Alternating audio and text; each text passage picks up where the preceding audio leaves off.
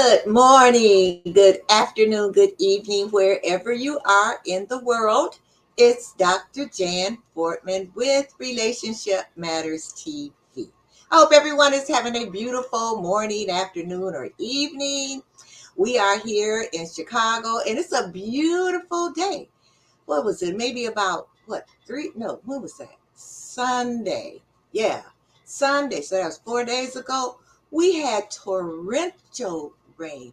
I know if you watch the news, if you're not in Illinois, in Chicago, you saw where uh, people's homes were flooded. People in the viaducts they sloped down, and people were trying to drive through, and their cars were getting stuck, and some of them had to be rescued, and it was terrible. But and for a 7-minute ride to church took me 45 minutes. And for another half an hour ride to downtown Chicago, it took me 2 hours. But we are here today, and I am so happy to have two guests. One has been on my show before, and another one is brand new to my show. So let's we have a lot to talk about. So let's start right now. I'm not going to talk a whole lot. So um, let me look here so I can start letting you know who I have on the show tonight. First of all, I have Ms. Gwendolyn Dunbar. She is an educator, a historian, a mentor, a poet, and a public speaker. She's been an educator, and she still is for Chicago Public Schools for 30 years. I don't know how she does it because I retired. I don't know why she's still there. But anyway, she loves children and she loves teaching. Gwen has a bachelor's degree in history and a master's of art degree in educational leadership and elementary education. She has a strong passion to form a pact between generations of women to exchange their experiences with one another. And Gwen gained support from her sons, who continue to encourage her. As a matter of fact, one of her sons is with us today. Now, I said earlier she is an author. Her soon to be released book is called Cutting the Ties, and it's her way to continue to educate the public about the signs of abuse to women and prevention. Her short stories and poems are words of wisdom. They are in the book, and they're written to inspire the reader to be empathetic towards older, mature women who have survived abuse. And before I bring her on, I want you to see exactly what her book is about.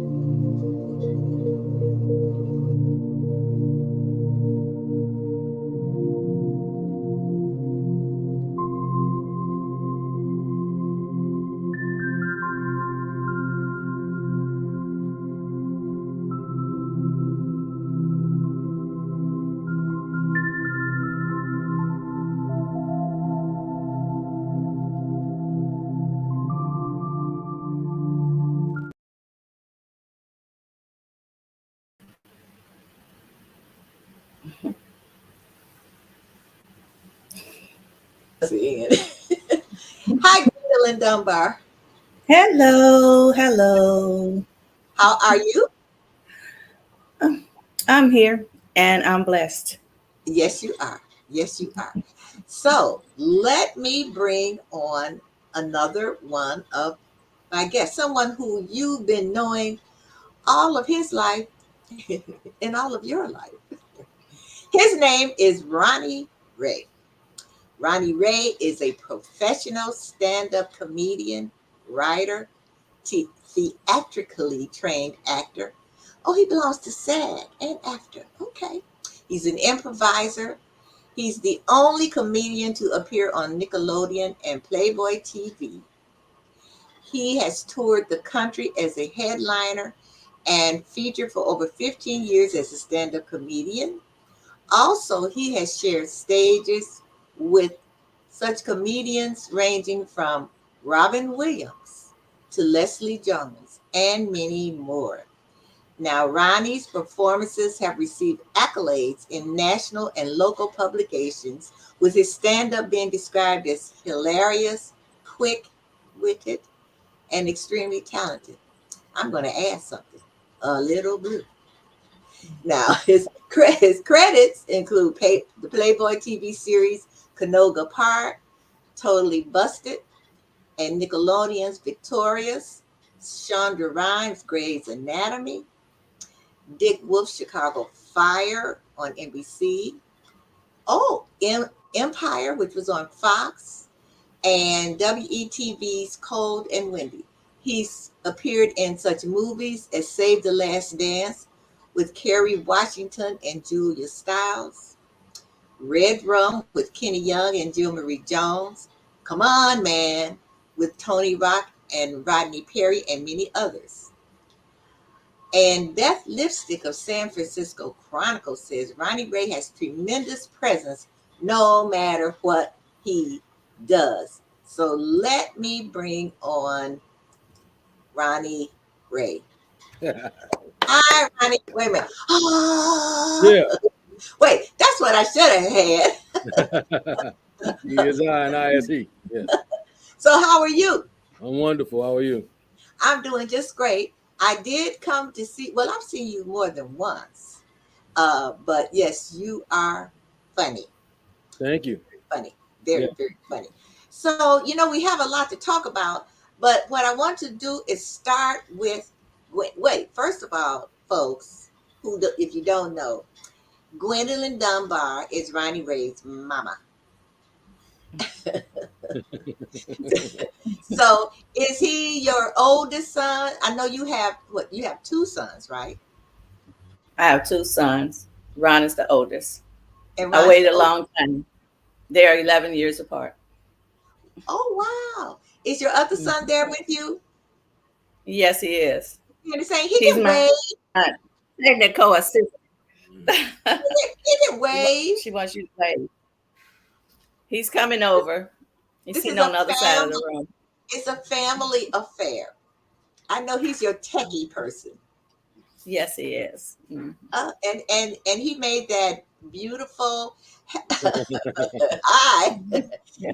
That was a Hello. beautiful. I know you made that book trailer for her, and it's beautiful. Thank you. Thank you. You're welcome. You're welcome. So okay, you can go now. Let me get on. Now get off. Oh. So Gwen, let's start. Look I at want the to bug. ask you about your We got book, bug coming. Cutting the Ties.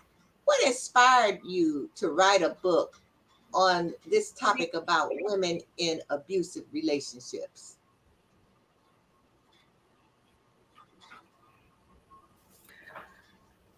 I used to be around a lot of older women all the time and listen to their stories. And I listened to a lot of family stories. And then I had my own experiences. When you're younger, you say, that stuff will never happen to me. And you never think that it will. But it did. That kind of triggered it a little bit. But I think what really made me jump over the edge was when I was and working with some seventh graders. And a girl came to school one day and she had a black eye. And myself and a few other teachers were trying to talk to her about the abuse that she had received, and she said she deserved it because she had took something from the guy. And I just looked at it from that point on that abuse starts very young. And some older people, when they start getting into relationships, it happens with them. It's not as easy as everybody thinks that you can just get out. Some people you get out the first time. Sometimes it only takes a little, maybe a nasty word or something. But with others, sometimes they, for various reasons, stay in it and can't seem to get out of it. So I wanted the book to kind of present a way of letting people know that there is a way out. but you have to think about it. You have to want to do it, and you have to hear it from somebody else, because many times you think you're alone. So I So just decided to use some of the stories that I heard and reflect on it and try to give a solution so that people will know that you don't have to stay in this. That was so it.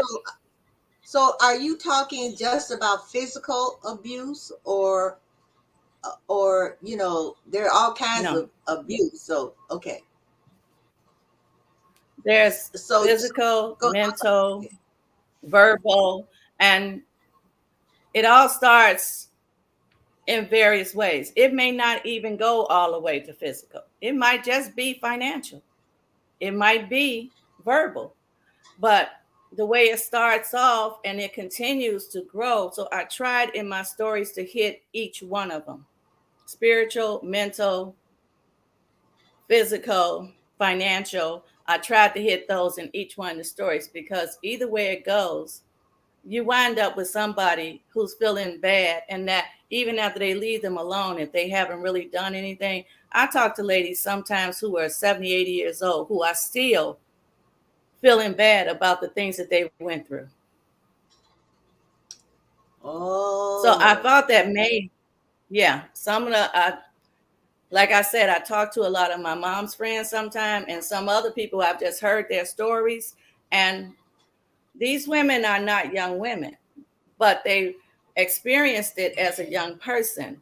And I thought that maybe if I wrote about it, that maybe it would touch the hearts of some young people who don't think older people know anything. that's true. That's true. That's true.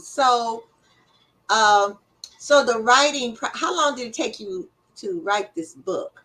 Oh, you don't want to know that. Yes, I Okay. I started writing this book a long time ago. I started writing it and I kept putting it down. But um, then I just kept coming back to it. I write a poem and then I say, I'll put this in there. Then I write a story and then I put this in there. Then something would happen with somebody else and I would write about it. Uh, I started really pushing myself on it in the last 3 years. do. But Okay. it's been over a decade that I said that I was going to write this. And I'm pushing for it now, because now, Mama, now I'm finished. So I'm Okay. praying that everybody will get what I want them to get out of it. Okay. All right. So now, what do you bring your own experience in the book? Or in Yeah, other words, yeah. my experience is in it. It's Okay. in there. I don't want to tell you which ones because I don't want to tell the story. But yes, my experience is in there. It's in a couple other stories. It's about 10 different stories with poems in between. Oh, okay. So Mhm. your poems are, I guess, they add to the story. So is it a poem after each story, or at the end of the book, or what? Each story starts off with a Bible verse. Then I do the story. Then there is a poem. And at the end of each story, I try to put a comment of my feelings about, to try to wake people up on what the idea of the story was about, to try to teach that lesson.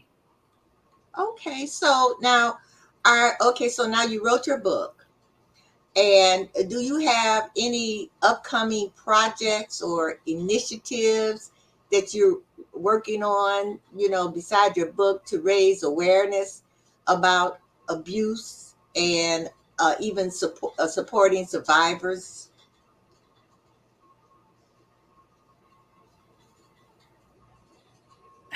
Hmm. I would like to have a circle of young and older women to get together and read the stories and discuss the scenarios. I would like to see that happen too, whereas we could teach each other, because even as older people, you don't know everything, and younger people don't know everything either, and everybody can learn. So we need to listen to each other and try to learn from each other to help each other.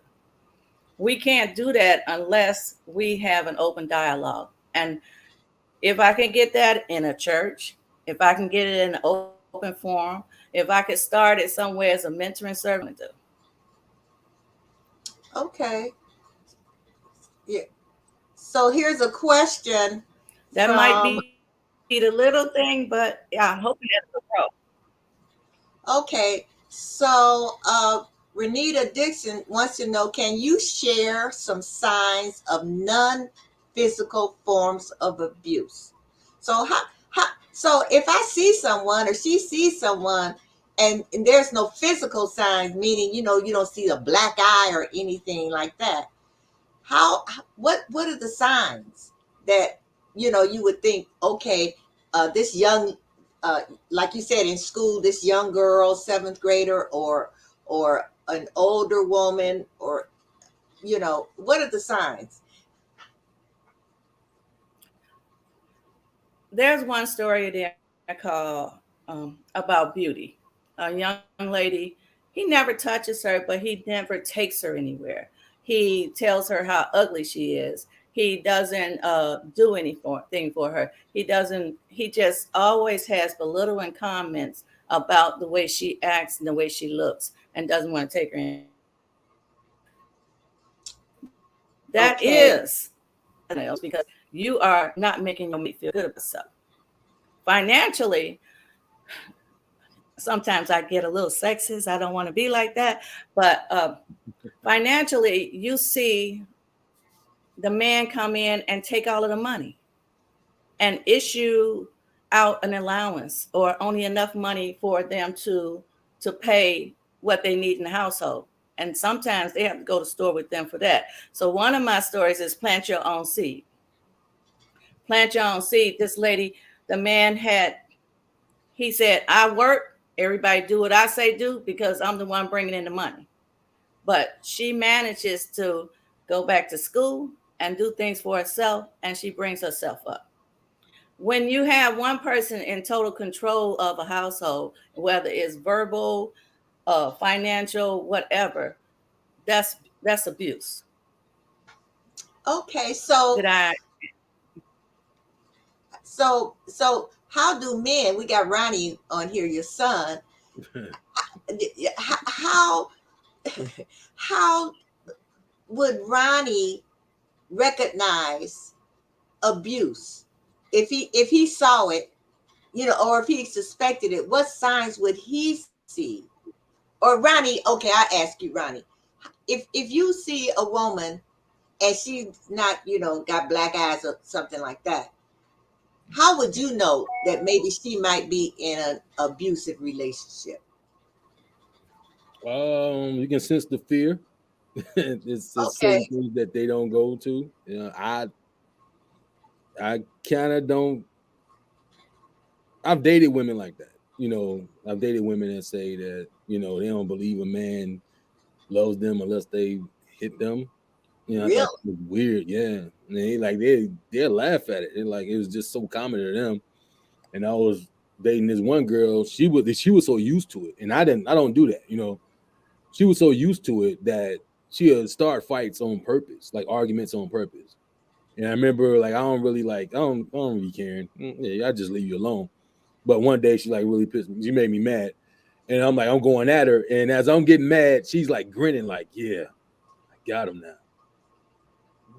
I just thought Wow. that was weird, like really like sinister type look, like Okay. that's Okay. what she likes. So it's like certain people that can do that, and a lot of women that I've dated, they told me that they went through a lot of that stuff, and then I dated them a while, and they're like, okay, I see why. In a sense, not to sound like a misogynist or nothing, but some of them, I see why y'all act like, because they're so used to that being the way it was. Like y'all, Oh, okay. they're like they want to dispute everything, and some of that stuff is not even worth it, or they've had somebody that really put it on them as far as like domestic, just abuse. So they're not used to somebody saying, "No, it's okay. You don't have to do that. It's all right. We don't even have to argue about that." And then you consider like soft sometimes, like but I'm not putting my hands on women. I'm a big dude, so I'm not doing that. Right, right, right. But that's because you were raised I've right. And I seen was raised women. right too. I was raised right. Yes, yes. I've seen women who act like they can't look anywhere else except straight in front of them. And so one of my points is called blinders, because you cannot, if they look anywhere else, their man might say, what you looking at? And be ready to argue over simple little things like that. So they keep them under such tight control that the woman is afraid to almost breathe sometimes. So they don't have to touch them all the time to keep them under wraps. Okay, it can be a mental thing. Yeah, the fear Yeah, is so instilled in them. Is like, yo, you don't have to. It's kind of like a kid in a sense, you know. yeah. Don't touch that. And You know what happened last time. you can be like you talk about abuse, you can be in an emotionally abusive relationship, meaning they're not hitting the man is not hitting you. uh he's he's running like a mental game on you, and I've seen that, where it's a manipulative type relationship.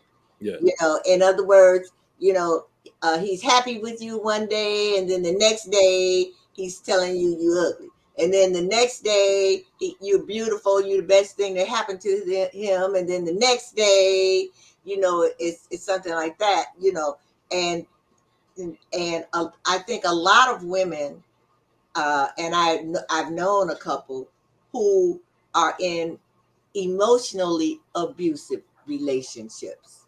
yeah, Yeah, so there are all kinds of abuse. And what I wanted to show you, Gwen, is that Betty Donnerson Rimbert, when you talked about, like speaking at churches, or wherever you could speak, she thinks that's a great idea, as far as you really, really getting it out there. And well, Renita Dixon says that men can be abused too. yeah. I have a joke about Is that. that true, Ronnie? Men can be Yeah, abused too. And I do mention it at the end of the book. I give statistics, but on the whole, men are not abused as much as women are. And Oh, also the gay community, they are in that too. But as a whole, women are abused much more than men are, period. so Ronnie, do you Now, know? the Oh, video that you saw, I'm sorry, can I finish? The no, no, go video ahead. that I showed you mentions emotional roller coaster. Is in the Yeah. poem that I wrote called Codependency. And what you were talking about earlier is like an emotional roller coaster. People, there'll be an argument, it'll escalate to the hilt. It might not get physical, but sometimes it does, and it's all negative energy. The next day, when they're remorseful, you might get roses, you might get gifts, you might say, I'm sorry, it'll never happen again. Same thing will happen again, maybe a week or so. So well, I was just trying to express what you were saying about the emotional part of it. So Ronnie, so I know you're around a lot of people. Have you been around any men that have been abused? they don't say it. It's just it's embarrassing. Why would they say that? You can tell mentally. Yeah, if it's not physically, it's mentally. I'm And good for that. how can you tell if it's when you look at a guy, and you figure, like, what, if there's some abuse going on, you see it mentally, how do you know?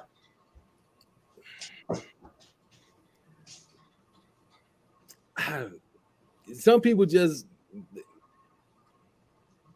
they're trying to change and they want to change people. It's kind of like the same thing with women do with guys. They know they're not in the right place, but they're like, yo, this is it for me. I need to stay this out regardless of what. Instead of like, no, I see the signs I need to walk on. I can tell like he's not being himself. He's not allowed to do a lot of things they used to do. If it's something real minor, um, you're dealing with an insecure person. The insecure person won't let you hang out long. You're not supposed to do that. You're supposed to be here next to me type thing, but they allowed to do whatever they want to. And that goes for each gender. So I just say don't lose yourself. When you feel you're losing yourself, that's not the relationship for you. And I like that. I like that. Don't lose yourself. And Miss Wendy Lamour, I guess, I hope I'm pronouncing your name right, Wendy. She says, great examples of abuse. There are so many diff- different abuse in many different situations. And that's very few. That's very, very true. And Pamela Jenkins says sometimes emotional abuse can be more prevalent than physical abuse. And I think that that's very true. That's very true. So Gwen, um, you're also a public speaker, and you are a part of Toastmasters International. So Yes, ma'am. has that helped you as far as becoming an author? It definitely has. First, I started the book long before I got into Toastmasters, which lets you know how long it has been. And I used, everybody knows the first day that I got up to do my speech, my first speech, it was like this. I was reading. I was afraid to get up and speak. Now, I don't need a piece of paper. I can talk off the top of the cuff sometimes now, and I feel much better about speaking in public. Sometimes I get the tendency to talk a little bit too much, but I do my best. And I think that in order to grow, everybody needs to take some kind of public speaking class or join Toastmasters, if nothing else. As Okay. far as the book, yes, you and Sarah and so many others who are in Toastmasters, everybody's got a goal. And I saw everybody trying to reach there, so I wanted to do mine too. So thank you for the support and the pushing. Okay. You're welcome. So I'm gonna go on a quick commercial, and then when I come back, we are going to talk about Ronnie Ray. All right, Ronnie Ray? It's time. Okay. Yes, it is time. Okay. So let me let people know what's coming up now.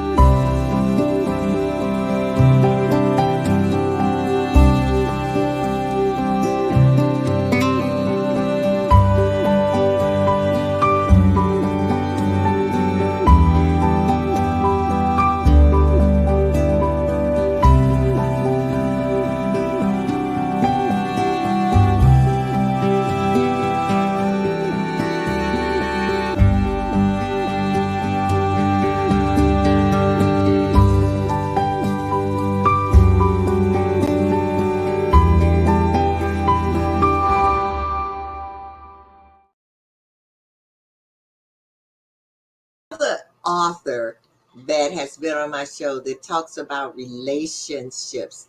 So let me bring Ronnie Ray back in. And Ronnie, I know that something really, really huge is coming up.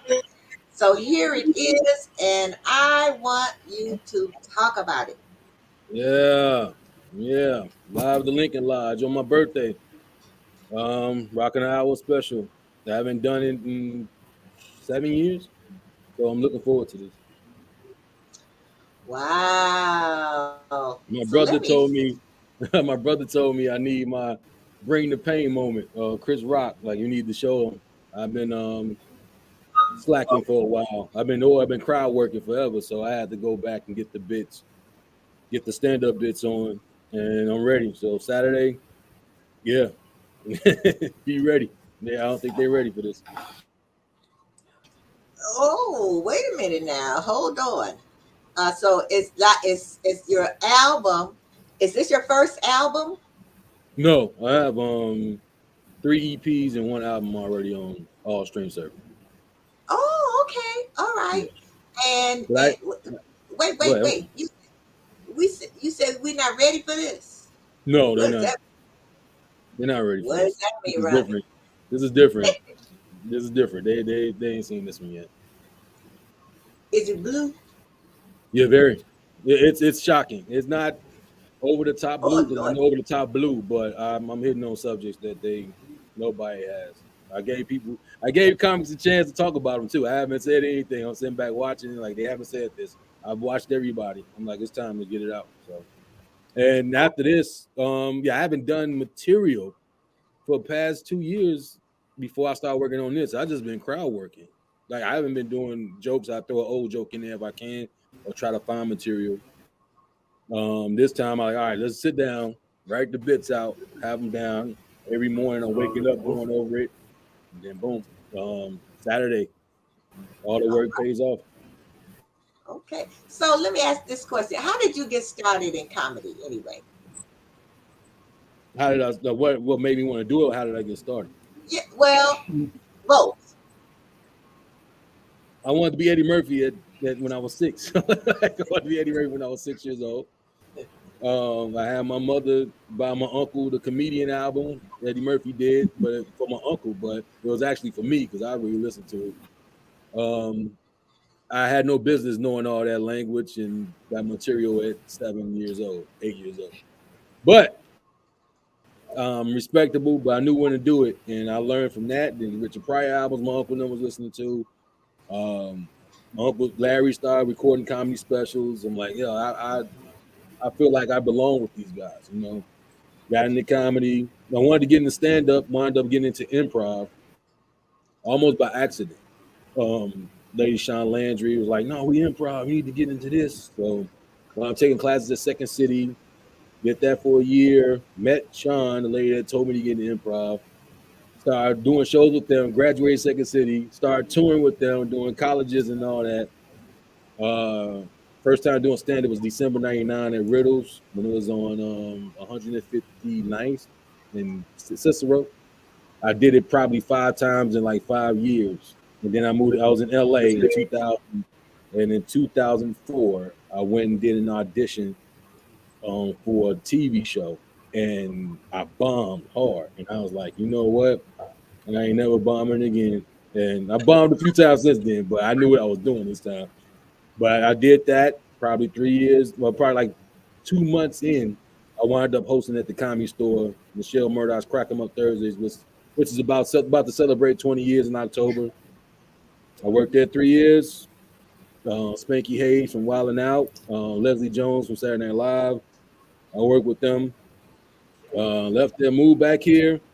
Didn't want to stop it. Just kept going, and yeah. So I've been at it for stand up 19 years. The Did your comedy total 25 years. I got a question. Did your mother know that you were listening to them nasty doggone LPs? No, not all the time. My uncle never used to listen. Everybody in the family listened to it. It wasn't no, yeah. I was respectable, so I never like walked around cursing at people and nothing like that. So I just wanted to know how to do it. I just told her the other day, like it was never about being like millionaire successful. I wanted just to know the art form. Because I like when they ask me to repeat a joke, I want to be on. So when you ask me to do a joke, I have it down. Like somebody else's bit, I can do their bit. Oh, okay. And I don't like watching. It's sad sometimes too because I've been doing comedy so long. I don't watch movies the same.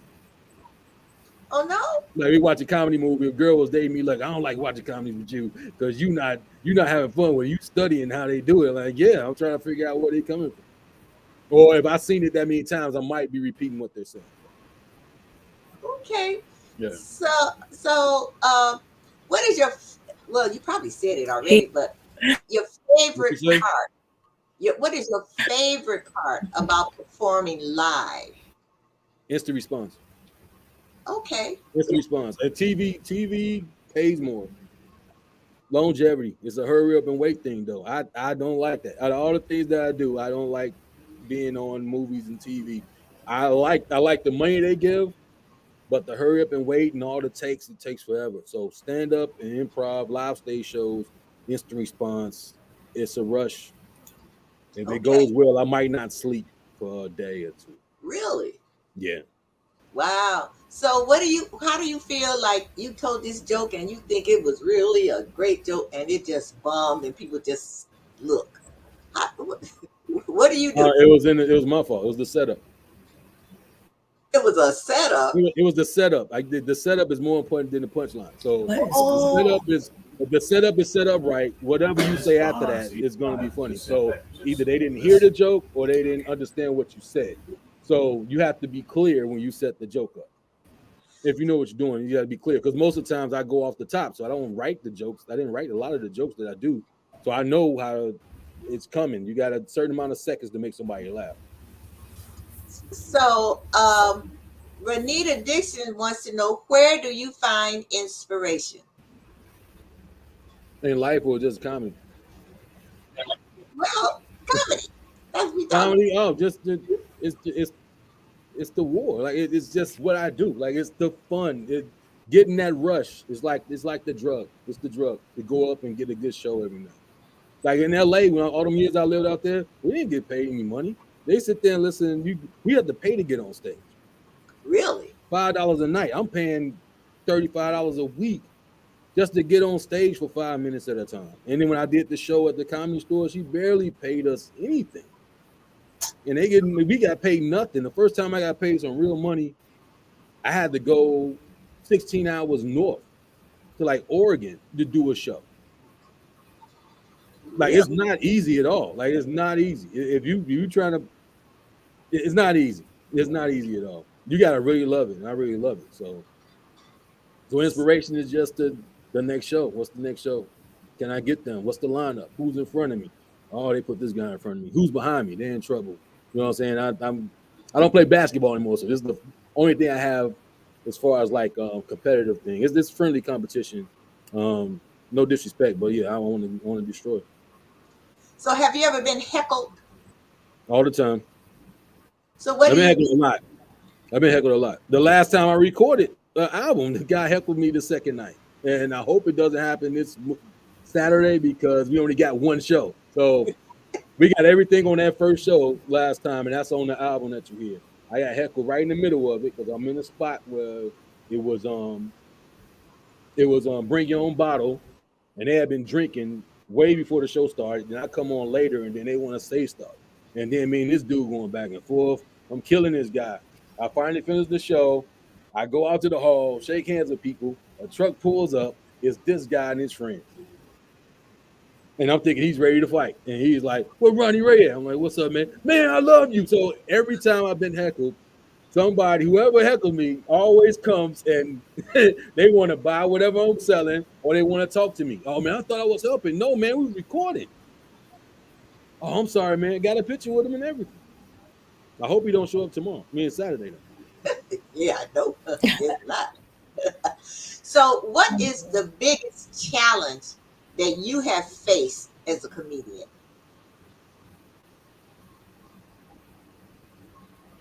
Hmm, that's a good question.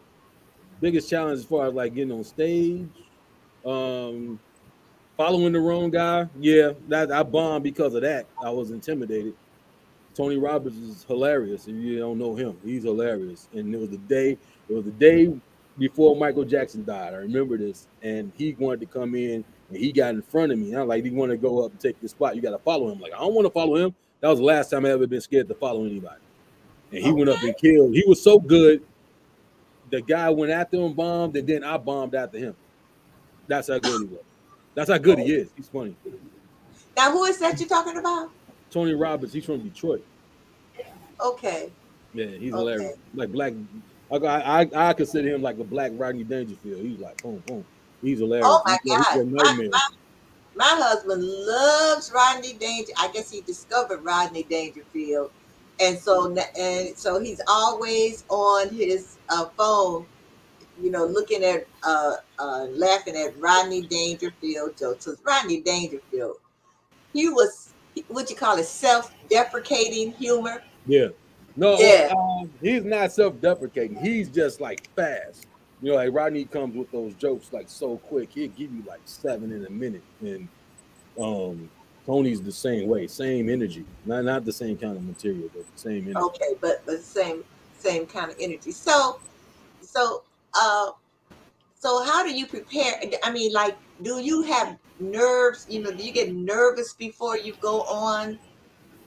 That stopped year 7. Oh, really? You Yeah, don't get nervous anymore? I Wow. want to feel nervous. It helps me get through it better. If I take it for granted, I get cooked.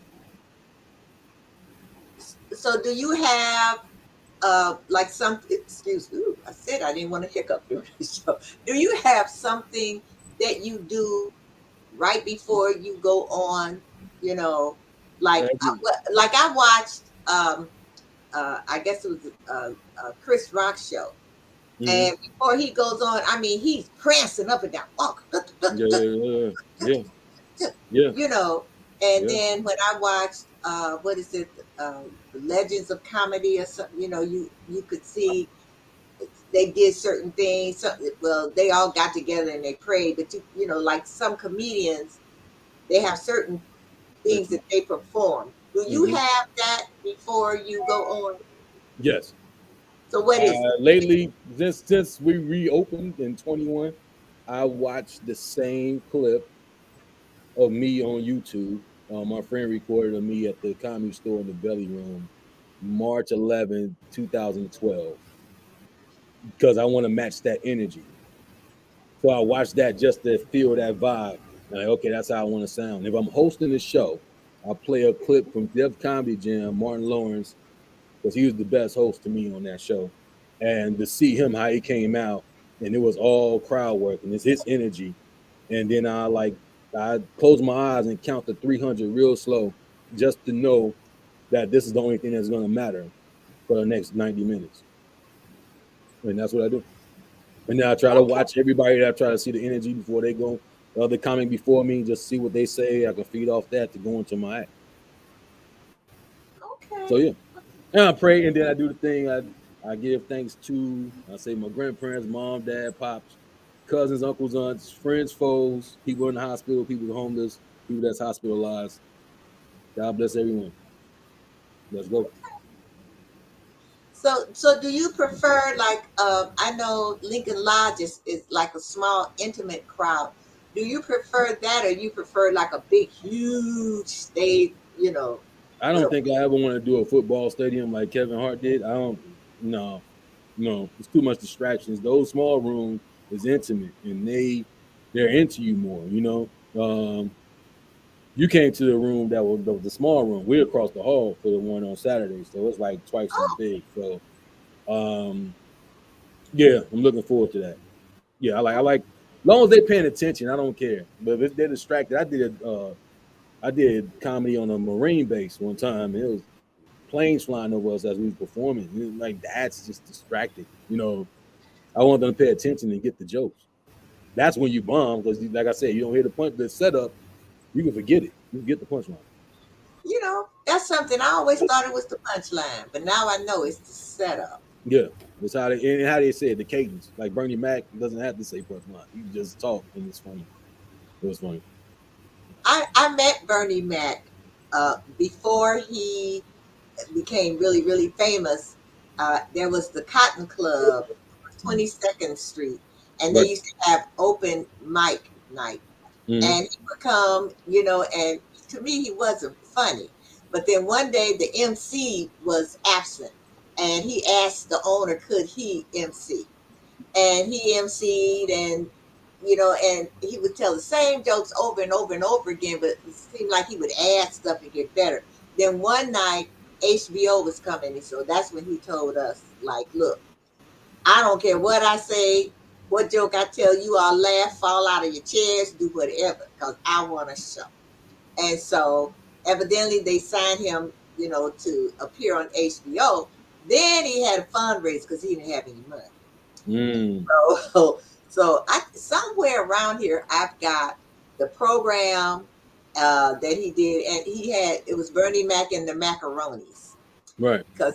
right, and he was raising money because in order to afford to go to New York uh, Mm, to be on HBO. So yeah, it was a great loss because to me he was funny.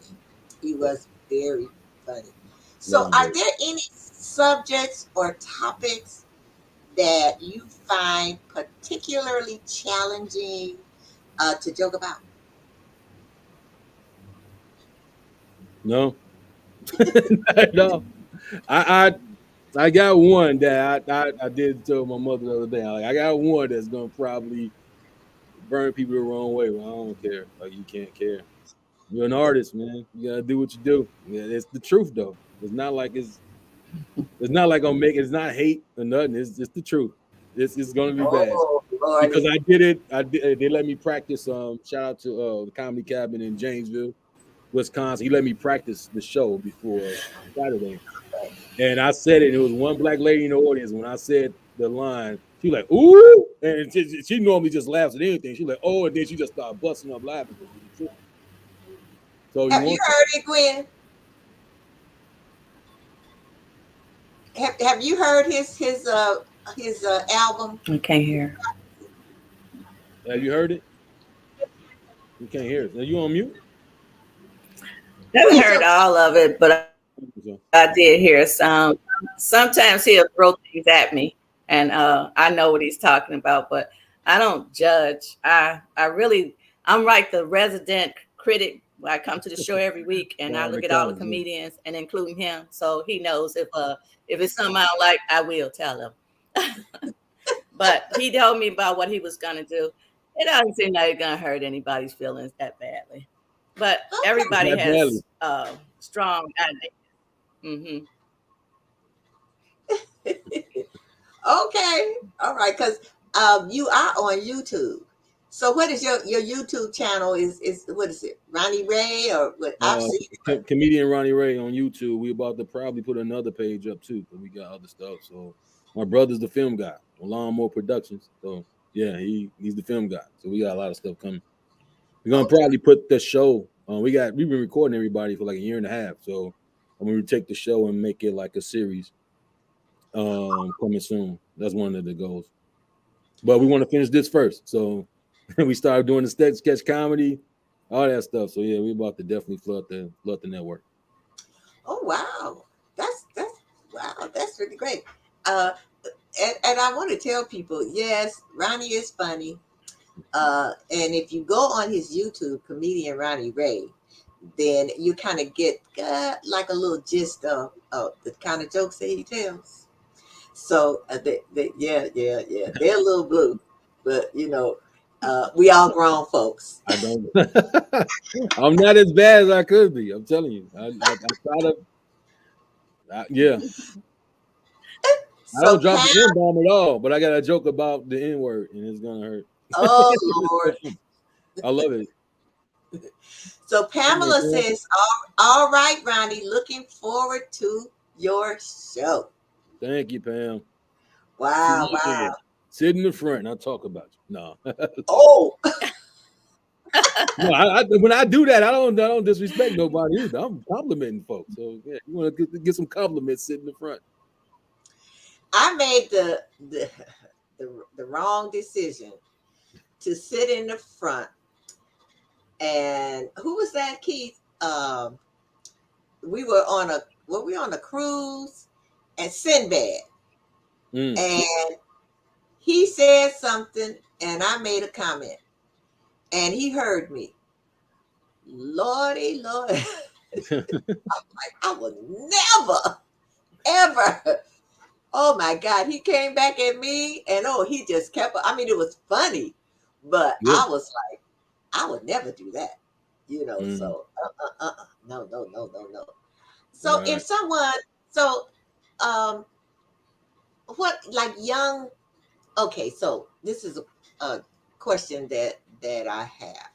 A lot of comedians use the N word. What do you think about that?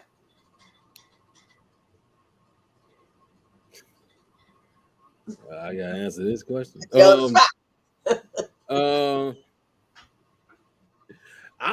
Are you? I know we were able to say it. We the race that we are. We can say it. We created it. Whatever. A lot of the comics that say it are not from a place that black comics that say it are not from the place where black people say it. Okay. Does that make sense? Yeah. That's a Yeah. lot of, and then they see this, they gonna probably come at me. So what? Come on, ask the question. I'll tell you. A lot of these guys are like the comics that I know are that say it a lot are like master degrees. They educated like crazy, but they get around me or whoever, and they just like to drop it on a regular. Like and Dave Chappelle says it a lot, so they seem like they taking his cadence and talking like Okay. him. And it's like this be you can tell they putting on the act. So Okay. they said in their act. And I cringe sometimes when I'm in a room with a bunch of white folks and they just say it that easy. And it's like, oh God, come on, man. Don't say it like that. So Yeah. I don't say it Yeah. in my show. But my show, one of the last jokes is about that. Okay. Yeah. Okay. All right. So now this is kind of a deep question. Another one. What do you think is the role of comedy in society? We gotta laugh sometimes. We the court justice. We the lowest on the totem pole of entertainers. So I don't think you should take comics that serious. We telling the truth. Um, I want to, many times people take comedy for granted. It's a lot of work to be a comic. You gotta, when we're talking about making speeches, it's a lot of work when you get up there and speak in front of people. But for comics, you got to not only know your story and be able to tell it in a funny way, but also be able to be creative enough to get everybody to laugh. So I can do it. But that's not the case. When I saw Ronnie put somebody up there in front of the stage, the guy said he could do it. He couldn't last 2 minutes and he had 5 minutes to go. So I do say that it's hard work. I can't wait to do that sketch. Well, that was a funny day right there. That dude was too cocky. I'm like, he gonna lose today. I'm like, don't do it. The Don't. story, I don't know what he's doing now, but I remember getting the call. Like, my God, he's the funniest dude at lunch. I'm like, yeah, he can come. He's the next Dave Chappelle. All right, we put him on. Put him on the phone. How much time he want? Man, I'm ready to do it. I'm ready to do it. Like, okay, man, you ready to do it? I'll see you next week. We get to the spot next week. He pulled up the same time I did. He ran in front of me, ran up the stairs, empty room. Yeah, I'm ready. Jumped on stage. I'm ready to do this, man. I'm like, all right, man. Okay, calm down. And before the show, I brought all the comments to the back. All right, so how much time can you do? Now I can do 30. I can do 45. Man, just do like 8. Well, I can do that. Give me like 15. I'm like, I'll give you 12. When you want to go, I go first. You want to go first? Okay. I go up there, introduce and have the show ready. I gave this dude a great intro. He had his family there. Soon as he got on the mic, I walked out the room because I knew what was gonna happen. I was like, oh, and I was outside for 2 minutes. I'm looking at my watch, like, and they like, man, come in and get him. He like, hey, everybody was talking while he was on stage.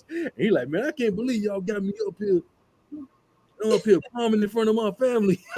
Like, so I didn't say nothing. I'm like, hey man, this is what it is. So every comic that was on the show talked about him. He sat on the side,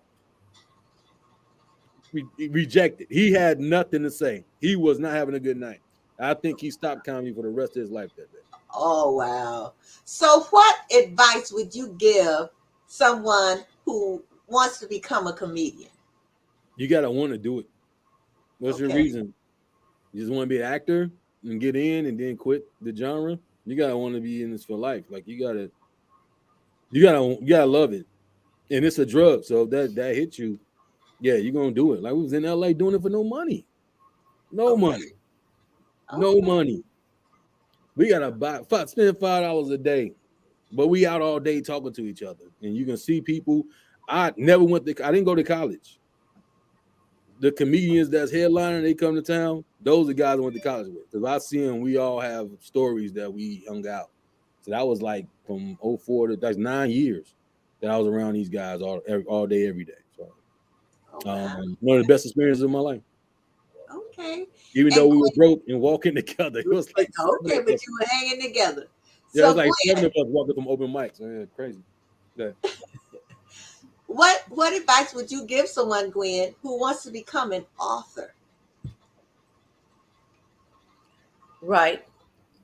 When you are, I remember in, what's the movie? With Whoopi Goldberg, where she told the young lady, she said, if you want to be a writer, then you write. And if you think about writing all the time, then that's what you do. I hear Ronnie saying he thinks about comedy all the time. When I was writing, I would wake up in the middle of the night from a dream or whatever came to mind and I wrote it down. And after a while, you get used to writing. Even if you start off journaling, you should start writing. And think about what is important to you. What do you want to put out into the world? That's what you should start writing with. And that's what I do. Okay. I'm sorry, go ahead. You froze? Yes, you froze. Oh, let's go. Okay, but I want to thank, we only got a minute left. Uh, uh, I want to thank both of you for Oh, coming on the okay. No, show. And Ronnie, I want to put this up again to make sure people see this. Oh This yeah, is Ronnie Ray live album recording Saturday, July 8th at my 8 birthday.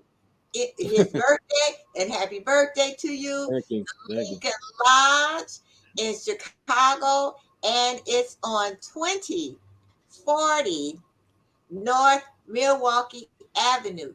Get your tickets. You can go to Eventbrite and get your tickets. Just look for Ronnie Ray live album recording, The Lincoln Lodge. And I will tell you right now, you are going to have a wonderful, wonderful, wonderful, wonderful time. And Ronnie, I wish you all the luck and all the success and all the laughter in the world. I hope that I know it's going to be wonderful. And Gwen, your book, I know that they can get your book, and it's when it's going to be released, which is very soon. And I know I got you on here somewhere. I call myself putting everything in order, but you can get, here it is. Here it is, right here, right here, right here. So, if you would like to get a copy of Gwen's book, Cutting the Ties, this is her email, maygld@yahoo.com. And if you mention Relationship Matters TV, she has a special discount for you. So that's maygld@yahoo.com. I want to thank both of you for coming on the show. It's been a plum pleasing pleasure. And I can't wait to read your book, Gwen. And I can't wait to listen to your album, Ronnie. No, we filming this. I just got album on it. We filming this one. Okay, well, oh, okay. I can't wait to look at it, watch it. Okay, Well, you yeah. know, I'm old school. What do I know? It's all right. All right, good night and have a All right. beautiful, blessed rest of your evening. Wow, it's been a wonderful show, and it's time to go. God, okay. I wanted to do this a quick shameless plug. I will be speaking in London England. The power of women shifting in the world, and it's in London. I'll be leaving shortly to, and guess who I'm going to be sharing the stage with? Deepak Chopra. So if you know who he is, if you don't know who he is, look him up. I am so excited. Now, next week will be an encore because I'll be gone. But remember, there are all kinds of relationships and all kinds of relationship matters. Hold on to your relationships. And I will see you all when I return. And just have a beautiful, blessed rest of your morning, afternoon, or evening.